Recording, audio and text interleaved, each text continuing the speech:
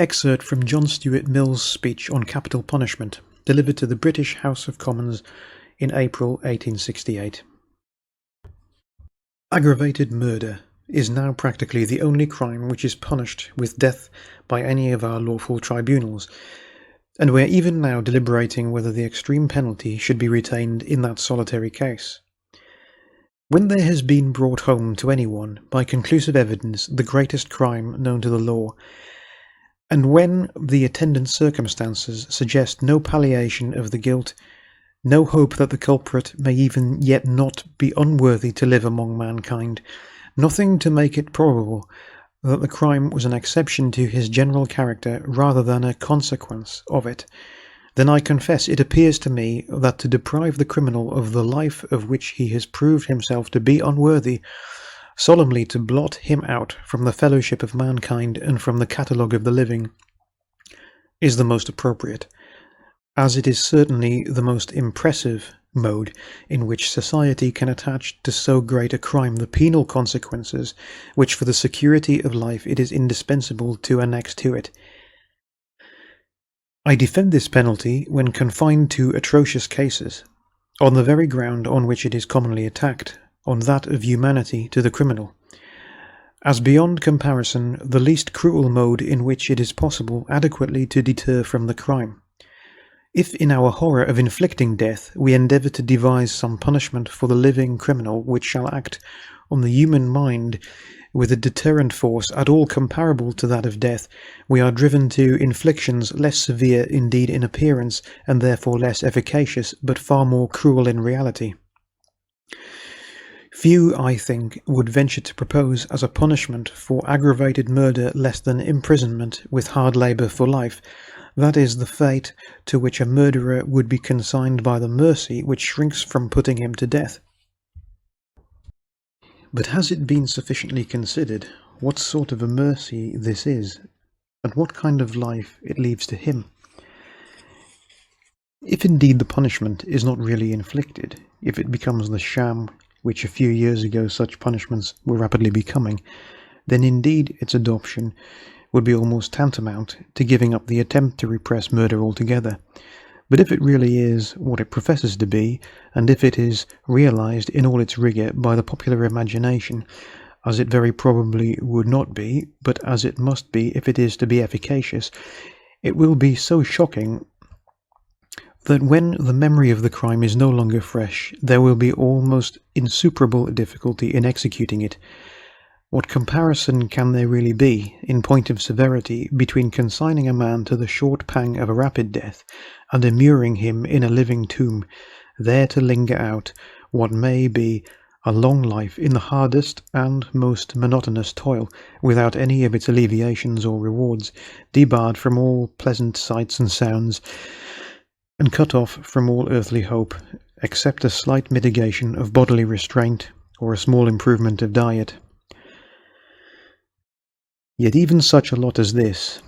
because there is no one movement at which the suffering is of terrifying intensity, and above all because it does not contain the element, so imposing to the imagination, of the unknown, is universally reputed a milder punishment than death,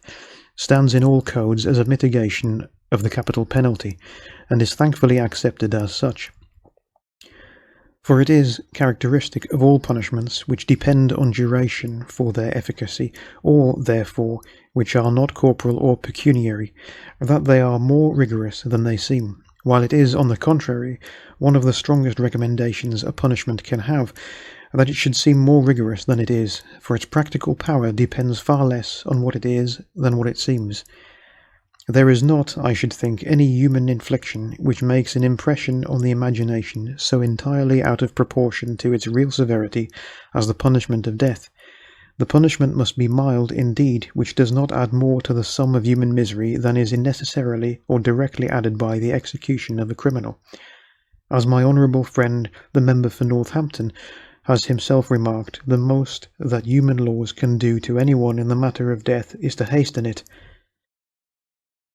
The man would have died at any rate, not so very much later, and on the average, I fear, with a considerably greater amount of bodily suffering. Society is asked, then, to denude itself of an instrument of punishment which, in the grave cases to which alone it is suitable, effects its purpose at a less cost of human suffering than any other, which, while it inspires more terror, is less cruel in the actual fact than any punishment that we should think of substituting for it.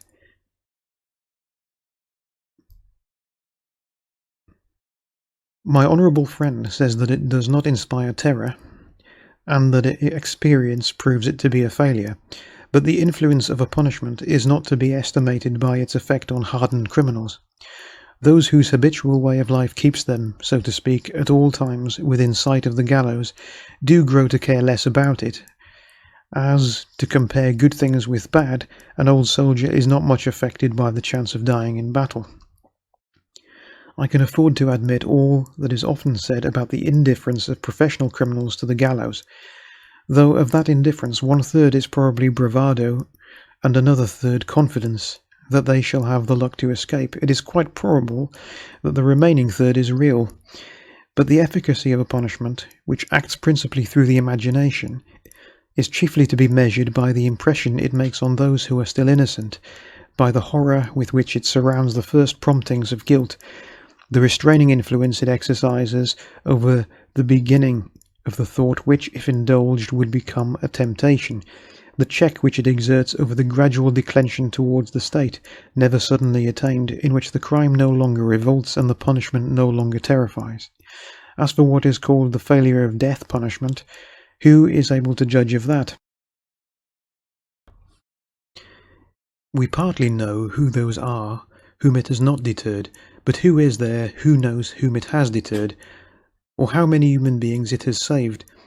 who would have lived to be murderers if that awful association had not been thrown round the idea of murder from their earliest infancy? Let us not forget that the most imposing fact loses its power over the imagination if it is made too cheap. When a punishment fit only for the most atrocious crimes is lavished on small offences until human feeling recoils from it, then indeed it ceases to intimidate, because it ceases to be believed in. The failure of capital punishment in cases of theft is easily accounted for. The thief did not believe that it would be inflicted. He had learned by experience that jurors would perjure themselves rather than find him guilty, that judges would seize any excuse for not sentencing him to death or for recommending him to mercy, and that if neither jurors nor judges were merciful, there were still hopes from an authority above both. When things had come to this pass, it was high time to give up the vain attempt. When it is impossible to inflict a punishment, or when its infliction becomes a public scandal, the idle threat cannot too soon disappear from the statute book, and in the case of the host of offences which were formerly capital, I heartily rejoice that it did become impracticable to execute the law. If the same state of public feeling comes to exist in the case of murder, if the time comes when jurors refuse to find a murderer guilty, when judges will not sentence him to death or will recommend him to mercy, or when, if juries and judges do not flinch from their duty, Home Secretaries, under pressure of deputations and memorials, shrink from theirs, and the threat becomes, as it became in the other cases, a mere brutum fulmen, then indeed it may become necessary to do in this case what has been done in those, to abrogate the penalty. That time may come. My honourable friend thinks that it has nearly come.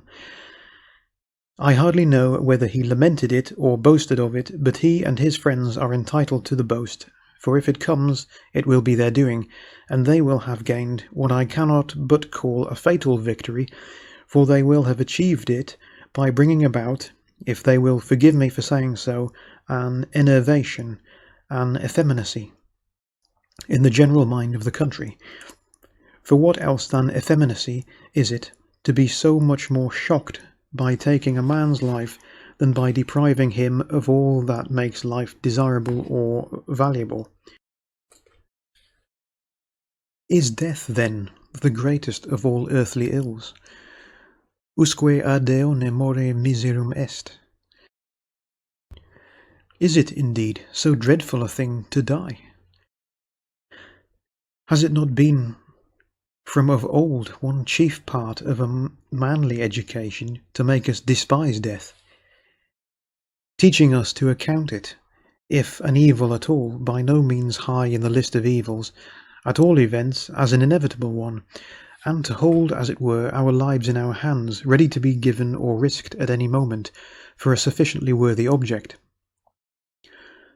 I am sure that my honourable friends know all this as well, and have as much of all these feelings as any of the rest of us, possibly more,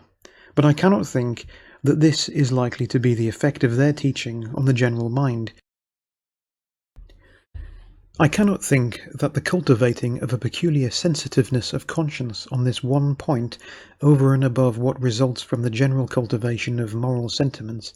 is permanently consistent with assigning in our own minds to the fact of death no more than the degree of relative importance which belongs to it among the other incidents of our humanity. The men of old cared too little about death, and gave their own lives or took those of others with equal recklessness. Our danger is of the opposite kind, lest we should be so much shocked by death in general and in the abstract, as to care too much about it in individual cases, both those of other people and our own, which call for its being risked. And I am not putting things at the worst, for it is proved by the experience of other countries that horror of the executioner by no means necessarily implies horror of the assassin. The stronghold, as we all know, of hired assassination in the 18th century was Italy, yet it is said that in some of the Italian populations the infliction of death by sentence of law was in the highest degree offensive and revolting to popular feeling. Much has been said of the sanctity of human life,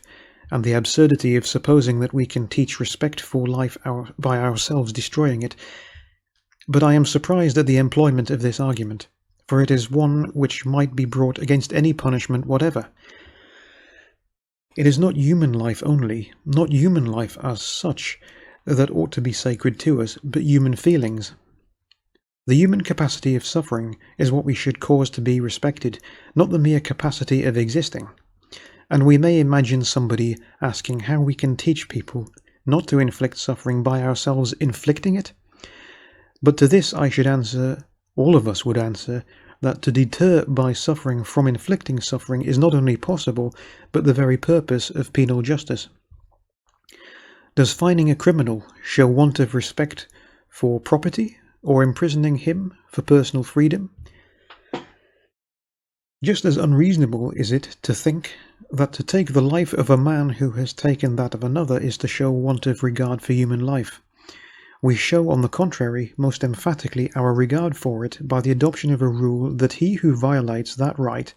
in another forfeits it for himself, and that while no other crime that he can commit deprives him of his right to live, this shall.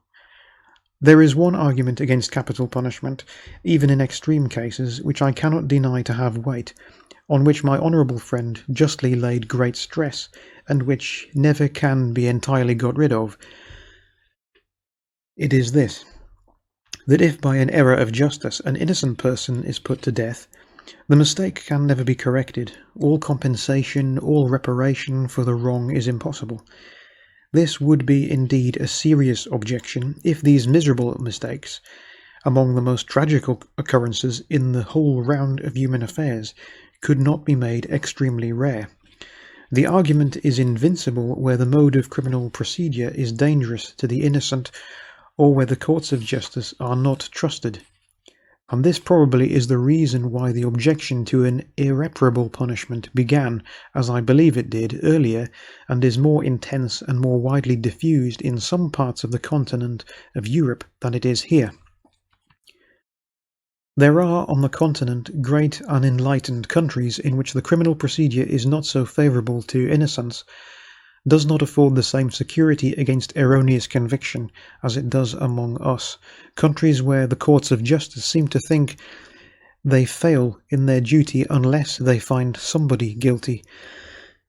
and in their really laudable desire to hunt guilt from its hiding places expose themselves to a serious danger of condemning the innocent.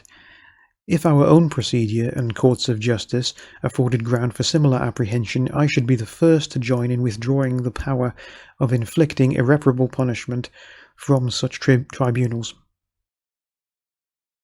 But we all know that the defects of our procedure are the very opposite. Our rules of evidence are even too favourable to the prisoner, and juries and judges carry out the maxim, "It is better that 10 guilty should escape than that one innocent person should suffer," not only to the letter, but beyond the letter. Judges are most anxious to point out, and juries to allow for, the barest possibility of the prisoner's innocence.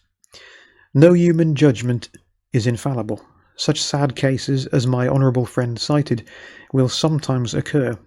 but in so grave a case as that of murder, the accused in our system has always the benefit of the merest shadow of a doubt. And this suggests another consideration very germane to the question. The very fact that death punishment is more shocking than any other to the imagination necessarily renders the courts of justice more scrupulous in requiring the fullest evidence of guilt. Even that which is the greatest objection to capital punishment, the impossibility of correcting an error once committed, must make and does make juries and judges more careful in forming their opinion, and more jealous in their scrutiny of the evidence. If the substitution of penal servitude for death in cases of murder should cause any relaxation in this conscientious scrupulosity, there would be a great evil to set against the real, but I hope rare, advantage of being able to make reparation to a condemned person who was afterwards discovered to be innocent. In order that the possibility of correction may be kept open wherever the chance of this sad contingency is more than infinitesimal, it is quite right that the judge should recommend to the Crown a commutation of the sentence, not solely when the proof of guilt is open to the smallest suspicion, but whenever there remains anything unexplained and mysterious in the case, raising a desire for more light, or making it likely that further information may at some future time be obtained. I would also suggest that whenever the sentence is commuted, the grounds of the commutation should, in some authentic form, be made known to the public. Thus much I willingly concede to my honourable friend, but on the question of total abolition I am inclined to hope that the feeling of the country is not with him, and that the limitation of death punishment to the cases referred to in the bill of last year will be generally considered sufficient. The mania which existed a short time ago for paring down all our punishments seems to have reached its limits, and not before it was time. We were in danger of being left without any effectual punishment, except for small offences. What was formerly our chief secondary punishment, transportation, before it was abolished, had become almost a reward. Penal servitude, the substitute for it, was becoming, to the classes who were principally subject to it, almost nominal. So comfortable did we make our prisons, and so easy had it become to quickly get out of them. Flogging, a most objectionable punishment in ordinary cases, but a particularly appropriate one for crimes of brutality, especially crimes against women, we would not hear of, except, to be sure, in the case of garrotters, for whose peculiar benefit we re-established it in a hurry, immediately after a member of Parliament had been garrotted. With this exception, offences, even of an atrocious kind, against the person, as my honourable and learned friend the member for Oxford well remarked, not only were, but still are, visited with penalties so ludicrously inadequate as to be almost an encouragement to the crime. I think, sir, that in the case of most offences, except those against property, there is more need of strengthening our punishments than of weakening them, and that severer sentences, with an apportionment of them to the different kinds of offences, which shall approve itself better than at present to the moral sentiments of the community, are the kind of reform of which our penal system now stands in need. I shall therefore vote against the amendment.